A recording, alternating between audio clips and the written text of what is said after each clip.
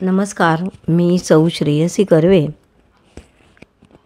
श्री आद्य शंकराचार्य भाग 1. मंडळी, 12 मेला आद्य शंकराचार्य जयंती आहे. त्यानिमित्ताने म्हणजेच वैशाख शुद्ध पंचमीला आद्य शंकराचार्य जयंती असते. त्यानिमित्ताने काही माहिती या ऑडिओमधनं घेण्याचा प्रयत्न आपण करूया. त्यातला आज हा पहिला ऑडिओ. श्री आद्य शंकराचार्य ही भारतवर्षात होऊन गेलेली एक दिव्य विभूती.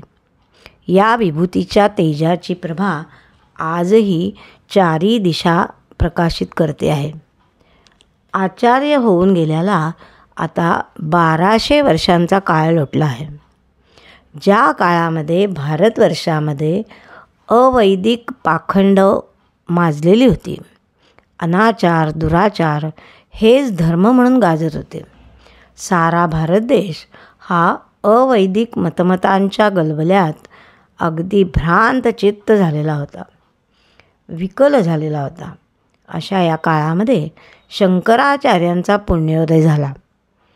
विझू पाहणारी वैदिक धर्माची ज्योत त्यांच्या विशुद्ध आचरणामुळे, ग्रंथकर्तृत्वामुळे आणि अखंड चालणाऱ्या त्यांच्या दीर्घोद्योगामुळे पुन्हा प्रकाशमान झाली असं जाणकार म्हणतात. वैदिक धर्माचा यशोदुंदुभी सर्वत्र वाजू लागला. उपनिषदांची दिव्यवाणी पुनश्च प्रभावशाली बनली.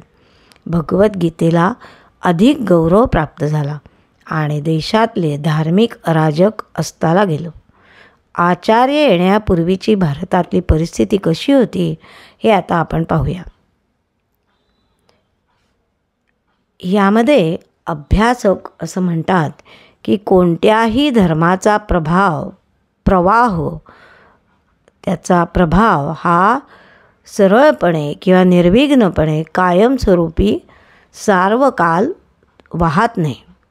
त्याला अधूनमधून अडथळे येतातच, त्यावर सर्व बाजूंनी आघात होतातच. पण या धर्मात जर अंगभूत चिवटपणा असेल तर कालांतराने त्याचा कोंडलेला हा जो मार्ग असतो तो मोकळा होतो आणि पुनश्च त्याचा प्रवाह सुरू होतो. तो धर्म अधिक तेजस्वी बनून लोकांच्या पुढे प्रकाशित होतो. वैदिक धर्माचंही तसंच झालं. जैन आणि बौद्ध हे धर्म नव्याने उदयाला आले होते आणि त्यांनी वैदिक धर्माशी संघर्ष सुरू केला होता. बौद्धांचा आघात तर जबरदस्त होता. बुद्धाने आपल्या धर्मामध्ये अशा काही नवीन गोष्टी समाविष्ट केल्या होत्या की त्यांना श्रुतीचा आधारच नव्हता. श्रुतीला म्हणजे वेदाला अप्रमाण मानूनच त्याने या गोष्टी पुढे आणल्या. त्यांनी श्रुतीप्रणीत आत्मवादाची अवहेलनाच केली आणि यज्ञकर्मालासुद्धा प्रखर विरोध केला. जैन आणि बौद्धांच्या बरोबरीने या देशामध्ये जागोजागी असलेले अन्य संप्रदायसुद्धा वैदिक धर्माला आतून पोखरतच होते. शैव, शाक्त, वैष्णव, गाणपत्य, कापालिक अशी त्या संप्रदायांची नावं होती. त्यांच्या जोडीला तांत्रिकही मोठ्या प्रमाणावर होते. तंत्रविद्येचे रहस्य जाणणारे फार थोडे होते. त्यामुळे तंत्रविद्येच्या नावाखाली अनाचाराचं थैमान सुरू झालं. भोंदू आणि विषयलंपट अशा लोकांचं मात्र फावलं. उपासनेच्या नावाखाली ते लोकांची दिशाभूल करू लागले आणि स्वतः विषयविलासामध्ये मात्र लोळू लागले. त्यामुळे सामान्य माणसांना खरं काय आणि खोटं काय हेच समजेनासं झालं. सर्व बाजूंनी त्यांची अवस्था अतिशय दयनीय अशी झाली. जो तो पंथ अहमहमिकेने आपल्या जाळ्यामध्ये त्यांना ओढू लागला. खरा धर्म मात्र या कोलाहलामध्ये गडप झाला. भारतात सर्वत्र धार्मिक अराजकच माजलं. अशा या अराजकाच्या काळामध्ये वैदिक धर्माला केवळ शाब्दिक पांडित्याची गरज नव्हती, शाब्दिक पंडिताची गरज नव्हती, तर क्रियाशील अशा पंडिताची गरज होती.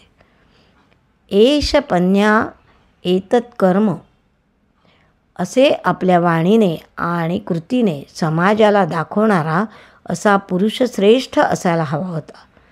भगवत पूज्य श्री शंकराचार्य अशा महापुरुषाच्या रूपाने त्या काळामध्ये अवतरले. त्यांनी वैदिक धर्मावरचे आघात परतवून लावले, धर्मातील विकृती दूर केल्या, त्याच्यावरची अधर्माची जळमट दूर केली आणि आचारप्रधान अद्वैत प्रधान अशा वैदिक धर्माचा प्रकाश भारतभूमीवर सर्वत्र भरून टाकला. या लोकोत्तर कृतीने शंकराचार्य हे जगद्गुरू ठरले.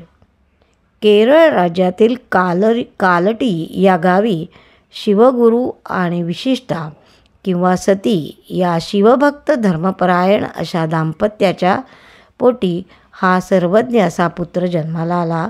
वैशाख शुद्ध पंचमीला शिवप्रसादाने जन्मला म्हणून त्याचं नाव शंकर असं ठेवले. त्याची बुद्धीची चमक बालपणापासूनच कशी दिसू लागली ते पाहूया उद्याच्या भागात.